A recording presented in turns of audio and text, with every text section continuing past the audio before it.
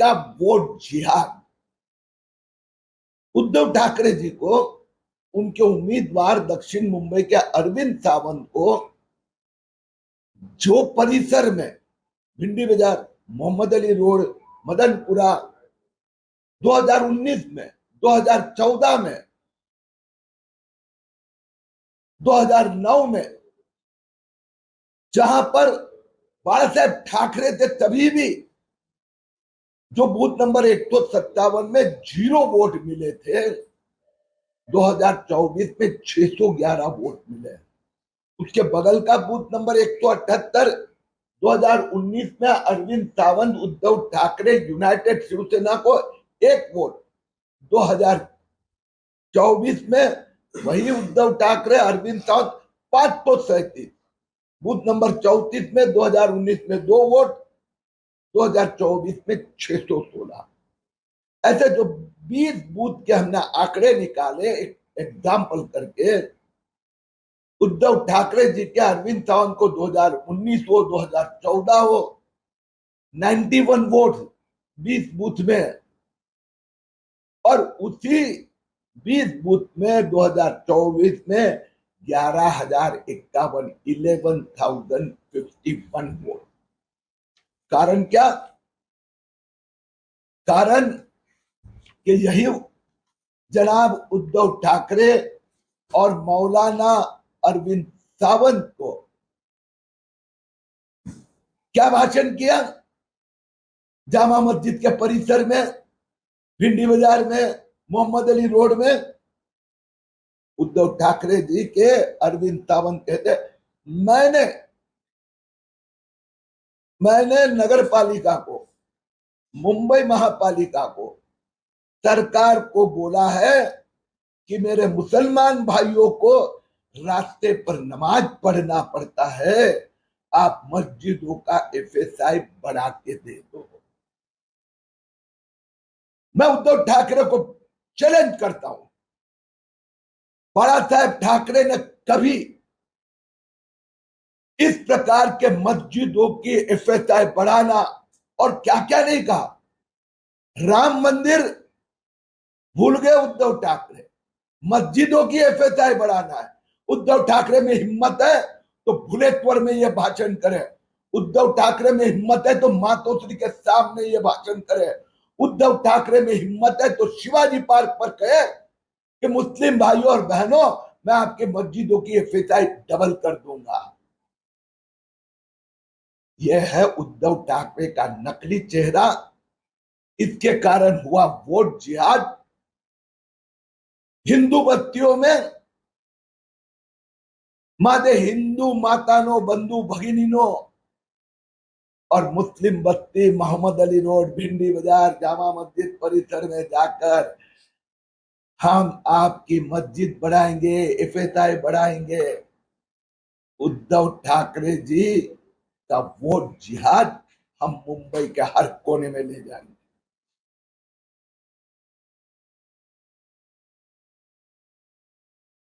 आप मस्जिदों का एफएसआई बढ़ा के दे दो, एफएसआई बढ़ा के आपने पालिका को छोड़ दिया, सरकार को बोला मेरे मुसलमान भाइयों को रास्ते पे नमाज पढ़ना पड़ता है, आप मस्जिदों का एफएसआई बढ़ा के दे दो, एफएसआई बढ़ा के आपने पालिका को छोड़ दिया, सरकार को बोला मेरे मुसलमान भाइयों को रास्ते पे नमाज पढ़ना पड़ता है, आप मस्जिदों का एफएसआई बढ़ा के दे दो, एफएसआई बढ़ा के।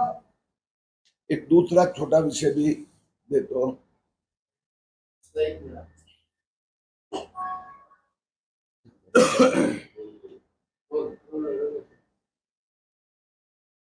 अनिल परब माफी मांगा।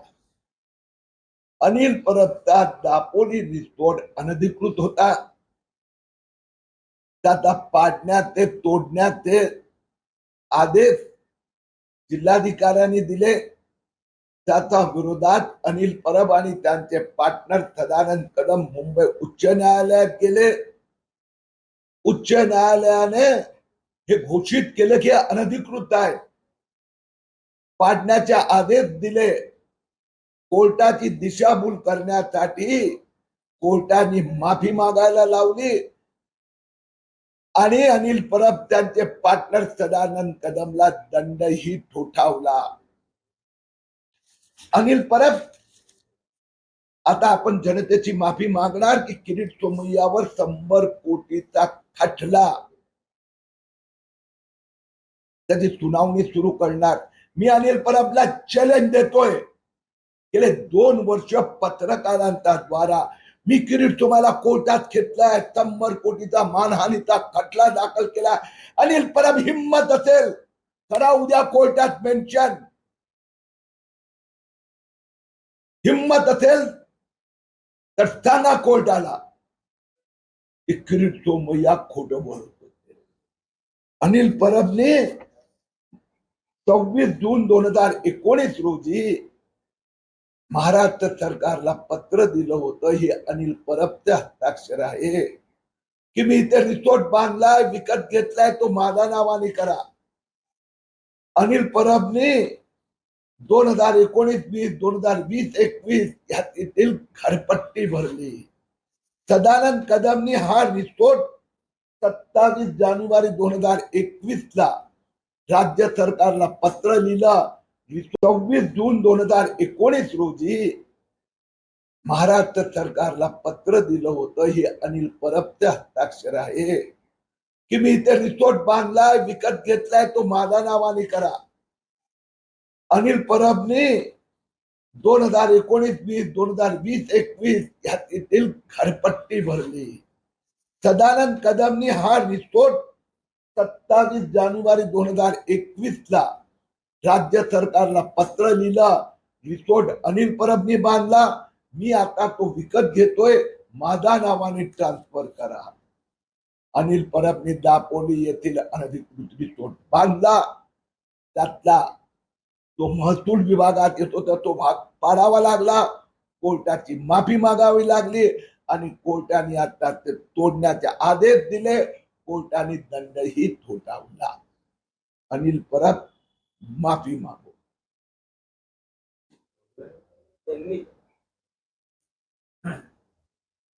अनिल परब को मैं अब चैलेंज करता हूं.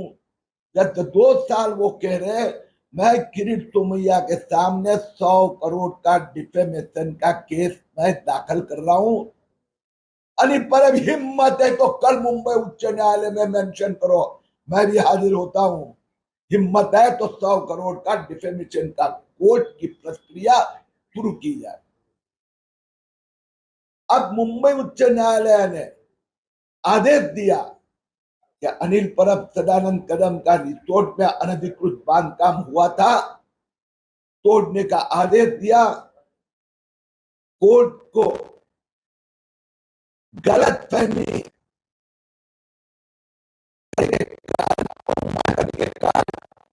की माफी मांगनी पड़ी. कोर्ट ने सजा फाइनेंशियल पेनल्टी लगाई है और 31 अगस्त तक अनधिकृत बांधकाम पूरा तोड़ने का आदेश भी हो गया है. अनिल परब में हिम्मत है तो वो कहे कि यह जो उन्होंने जो लेटर दिया था 26 जून 2019 को महाराष्ट्र सरकार को, ये रिसोर्ट मैंने खरीदा है, मैंने बांधा है, मेरे नाम पर करो.